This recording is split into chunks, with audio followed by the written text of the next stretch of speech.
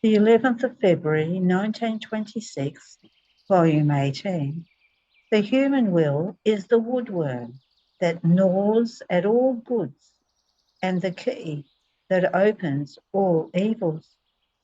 Each act of human will, not connected with that of God, forms an abyss of distance between creator and creature.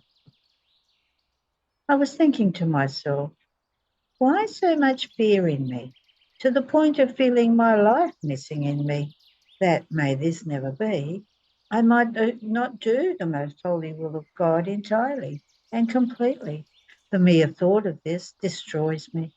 What would it be then if I came to the point of withdrawing, even for one single instant, from the supreme and adorable will of my Creator?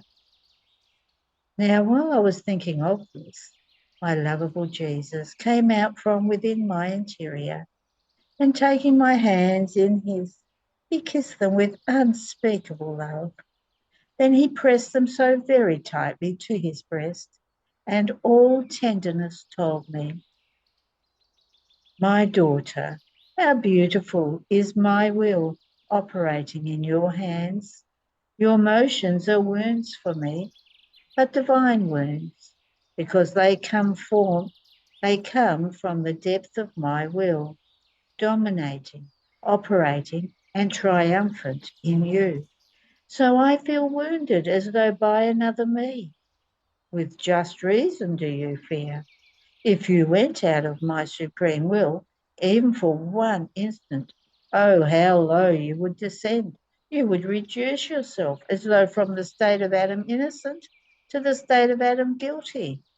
And since Adam had been created as the head of all generations, his will, withdrawn from his creator, formed the woodworm in the rot of the tree of all generations. Therefore all feel the ruins which the woodworm of the human will formed from the very beginning of the creation of man. Each act of human will, not connected with that of God, forms an abyss of distance between creator and creature, and therefore distance of sanctity, of beauty, of nobility, of light, of science, and so on. So by withdrawing from the divine will, Adam did nothing but put himself at a distance from his creator. This distance debilitated him, impoverished him, unbalanced him completely, and caused imbalance in all generations. Because when evil is in the rot, the whole tree is forced to feel the malignant effects, the bad humours which are in the root.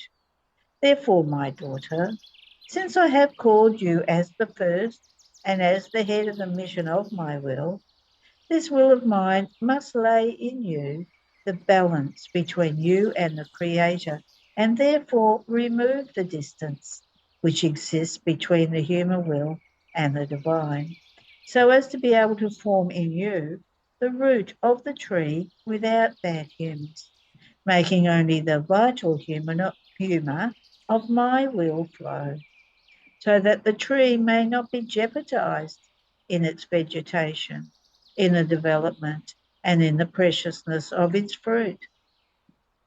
Now, if you wanted to do an act of your will, not connected with mine, you would come to form the woodworm, to the mission which I have entrusted to you, and like a second Adam, you would ruin the root of the tree of my will, which I want to form in you, and would jeopardize all those who will want to graft themselves to this tree, because they would not find all the fullness of my will in the one in whom it had its beginning.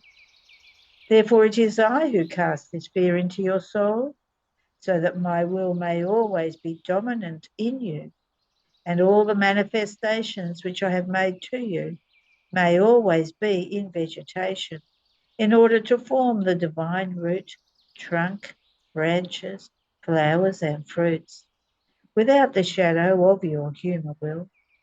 In this way you would return to your origin, into the womb of your Creator, all beautiful, grown, and formed with the fullness of the supreme will.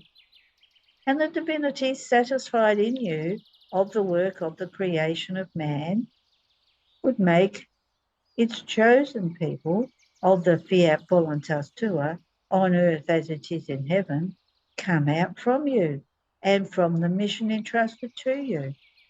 Therefore, be attentive, my daughter, and do not want to ruin the work of my will in you. I love it so much, and it costs me so much, that I will use all my infinite jealousies. I myself will guard my will, so that yours may never have life. I remained surprised, and I comprehended with such clarity what an act of human will means compared to an act of the divine will, and how the soul, by doing her own will, loses the physiognomy of her creator, and stripping herself of the beauty with which she was created, she clothes herself with miserable rags. She barely drags herself inward. She acquires the diabolical lightness. She feeds herself with dirty foods. My Jesus, give us all the grace never to do our own will, which is like calling all passions back to life. So, almost trembling, I tried to plunge more deeply into the supreme will, and I called my celestial Mama to my help, so that together, in the name of all, we might adore the supreme will on behalf of all the human wills opposed to it. Now, while I was doing this, the heavens opened, and my Jesus came out from within my interior, all in feast, and told me, Daughter of my volition, you must know that when my will reigns in the soul, it integrates everything she does and the development of the life of my eternal will in her. So it was not you who called my divine Mama, but it was my will that called her. And she, feeling called by a divine will, which has always been whole and triumphant within her, immediately perceived the one from the celestial family was calling her upon earth. And she said to all heaven, let us go, let us go. It is one from our family that is calling us to fulfill the duties of the family to which we belong. And here they are. Look at them, all around us. The Virgin, the saints, the angels, to do the act of adoration which you want to do, and the divinity to receive it. My will has such power as to enclose everything and make every one do the same thing, as if it were one single act. Hence the great difference that passes between one who lets my will reign within herself and one who lives of her own self. In the first, there is a divine will that prays, that operates, that thinks, that looks, that suffers. In each motion of hers, it moves heaven and earth and connects everything together in such a way that all feel the power of the divine will operating in the creature and recognize in her the nobility, the lightness, the offspring of their creator. And as daughter of the celestial family, all protect her, assist her, defend her, and long to have her together with them in the celestial fatherland. All the opposite for one who lives of her own will, which is the key of hell, of miseries, of inconstancy. Whatever place it opens, it can open only there where evil is. And if she does any good at all, it is apparent, because inside of it there is the woodworm of her will, which gnaws at everything. Therefore, even if it should cost you your life, never, never go out of my will. End of the reading.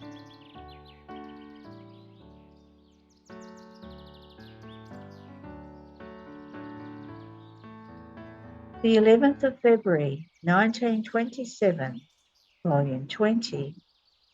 Wherever the divine will reigns, Jesus places the strings of his attributes in order. how he must be able to say, "Here is my heaven." How the children of the Fiat will be kings and queens, and only one who possesses the divine Fiat has the right to ask for its kingdom. As I was in my usual state, my adorable Jesus made me see many strings in my interior, one close to the other, starting from a sphere which was in the middle of these strings. Under this sphere there was empty space, and in that empty space there was my sweet Jesus, who very often touched those strings and played, but in such a harmonious and beautiful way that it cannot be described. Then, after he played his little sonata, he said, "My daughter, these strings are the symbol of the soul in whom my will reigns. I myself delight in forming them and arranging them all in order. Look at how beautiful they are. Each string has its distinct colour, invested with light, in such a way that all together they form the most beautiful rainbow, all dazzling with light. But do you want to know why each string has a distinct colour? Because each one of them symbolises one of my divine qualities, that is, my attributes. So I placed everything in order: the string of love, the string of goodness, the string of power, of mercy, of strength, of wisdom, of purity, in sum, everything. I have not excluded even the string of justice. So when I want to love and be loved, I touch the string of love. Oh, how sweet is its sound! Soft, penetrating, delightful, such as to shake heaven and earth, investing the most intimate fibres of all the beings in whom my will reigns. And I love and am loved, because its sound draws and enraptures everyone to love me. And I myself, enraptured by my own love, love and release oceans of love. This sound is so melodious as to make me tolerate everything and bear the great evils of the poor world. This sound makes me pass to touch the string of goodness, and this sound draws the attention of all to receive the good that my goodness wants to release and give to creatures. Speaking voices can be heard in this sound. It makes all sounds stand at attention. Sounds of surprise, of admiration, in hearing, in this sound of voices, the goods which I want to give. This sound, while making me release my goods, disposes the creature to receive them. Therefore, each time I want one of my attributes to exercise its office, I touch the string that belongs to it and I place it in attitude. But do you know why I have arranged all these strings in you? Because wherever my will reigns, I want to find all of myself and all the things that belong to me in such a way that whatever I do in heaven, I must be able to do in the soul in whom my supreme fiat dominates and reigns. I must have my throne, my melodies, to be able to vibrate the sound of mercy to convert souls, the sound of wisdom to make myself known, the sound of my power and justice to make myself feared. I must be able to say, "Here is my heaven." After this, I was doing my round in the creation, and while impressing my "I love you" on each created thing, I asked that, by virtue of that divine will that preserves them beautiful and whole, the kingdom of the supreme fiat would come upon earth.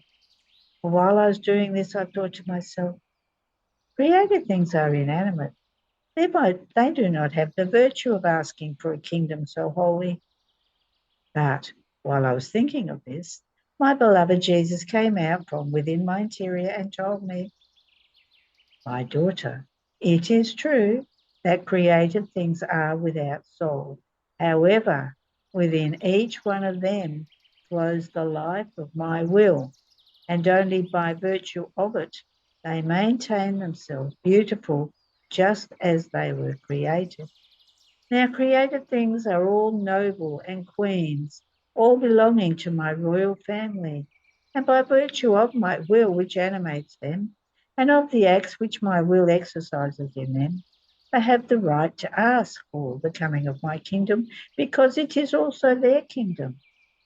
In order to ask with right for the coming of the kingdom of the divine fiat, it is necessary to be one from our family, in whom our will has its prime place, its throne, its life.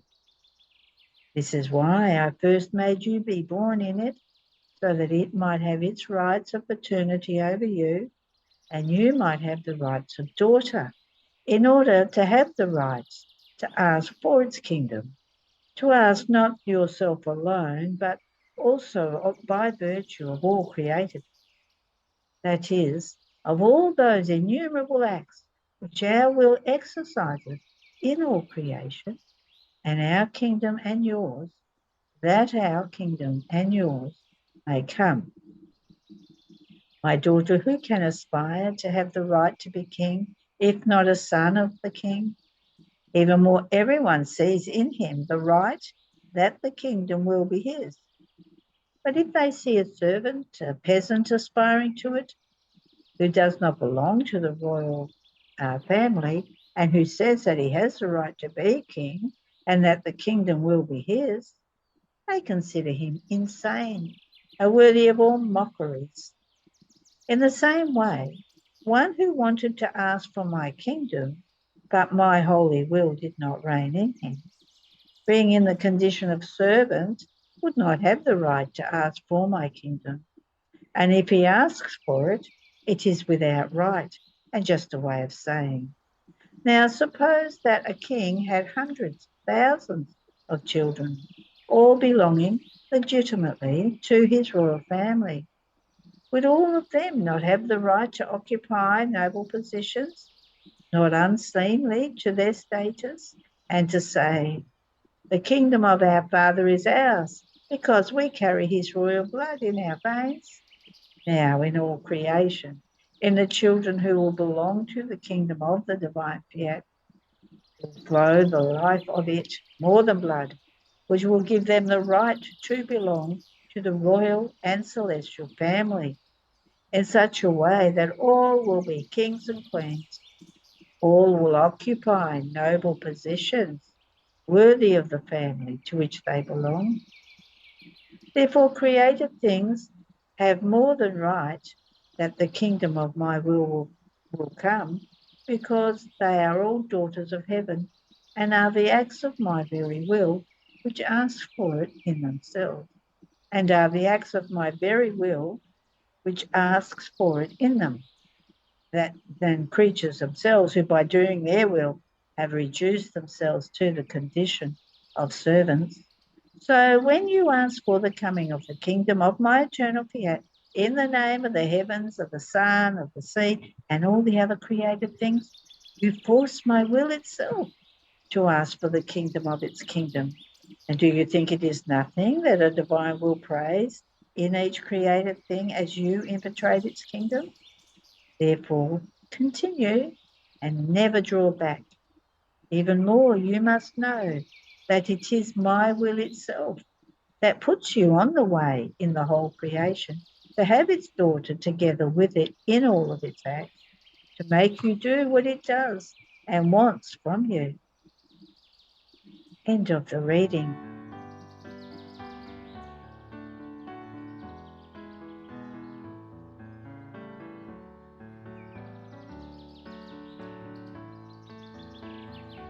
The 11th of February, 1930, volume 27.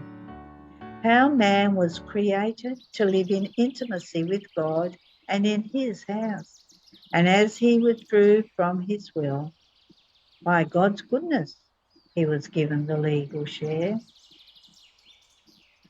My poor mind undergoes the sweet enchantment of the refulgent sun of the eternal Fiat. And oh, how many beautiful, touching scenes it unfolds within me, such that if I were able to tell them as I see them, all would undergo the sweet enchantment, and in chorus all would say, "We want to do the divine will."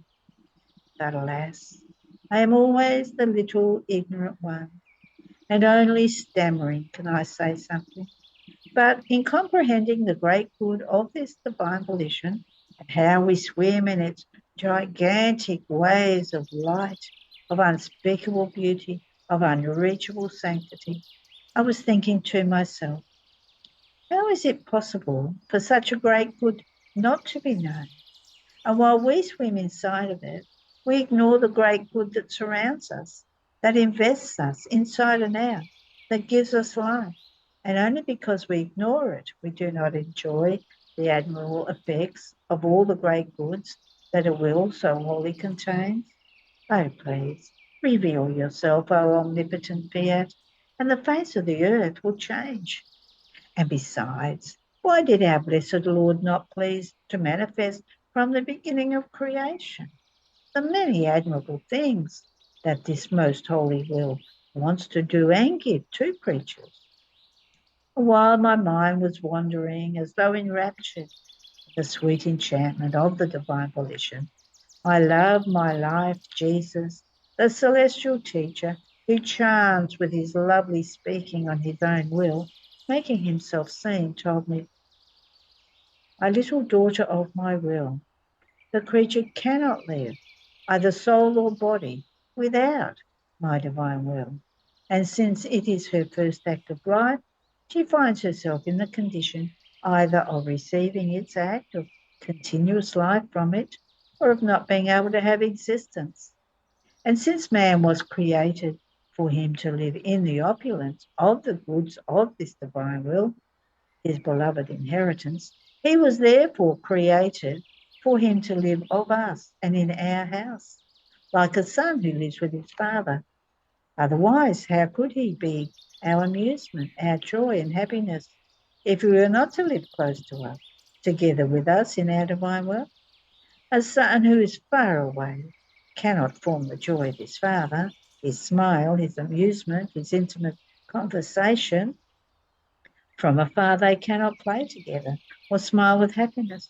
On the contrary, the mere distance breaks the love and brings the bitterness of not being able to enjoy the beloved. See then, man was created to live in intimacy with us, in our house, in our own will, for us to secure our joys and perennial happiness as well as his. But man, our son, though he was happy in the house of his father, rebelled and went out of his paternal house. And by doing his will, he lost the smile of his father, his pure joys.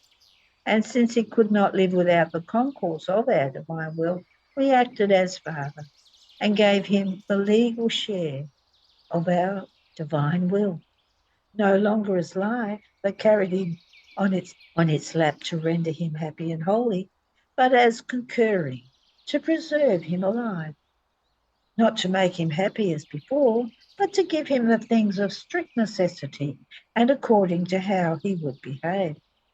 Without my divine will, there cannot be life. And this is why so little is now known about my divine fiat, because it is its mere legal share the creatures know, and this legal share is not even recognised completely, because one who lives of the legal share does not live in the house of his father. He is far away from him, and many times he finds himself in the condition of spoiling with unworthy acts the very legal share he received. Therefore, do not be surprised if little is known about my divine will. If one does not live in it, if one is not in continuous contact to receive its life that makes one happy, that sanctifies, and one being close to it opens its secrets and makes itself known, who it is, what it can give to the creature, and how it yearns to keep her on its lap, to form in her its divine life. More so, since by doing his will, man placed himself in the condition of a servant, not of an heir, and a servant has no right to the inheritance of his master, but to the miserable compensation for him to live life with hardship. Therefore, my daughter, it can be said that with you I have opened the doors to let you enter, to live in our house, in our divine will. And keeping you with us, we have manifested to you so much about our divine volition, not as the legal share, but as our fortunate heiress. After this he added, my daughter, more so, since in that little that was written of my divine will, in the whole history of the world, having known only the legal share, they have written of it, what they have known of my fiat after sin, what relationships it has with creatures, even though they offend it and do not live in our house. But as for the relations that passed between my fiat and Adam innocent before sinning, they have written nothing. And how could they write if no one has lived in my divine will, as in its own house? How could they know its secrets and the great prodigy that the operating life of a divine will can do in the creature? Therefore, they could and can say of my divine fiat that it disposes everything, that it commands, that it concurs.